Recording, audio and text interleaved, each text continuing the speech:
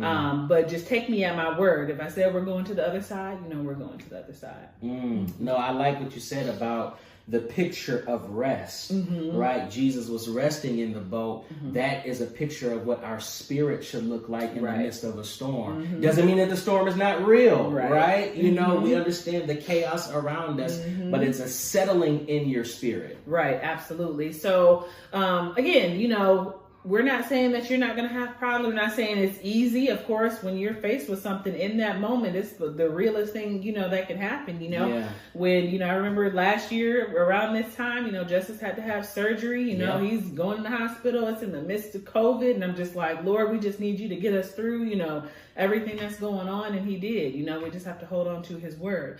But we also want to know what to do, when you're in these situations. When the storm is raging around you, what are some practical things you can do to say, hey, you know what? My mind is just going crazy. At the very beginning, you said, for God has not given us a spirit of fear, but a power, love, and a sound mind.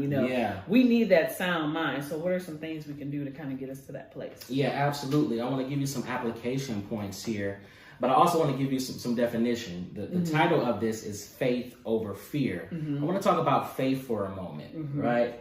I like to think of it in this way.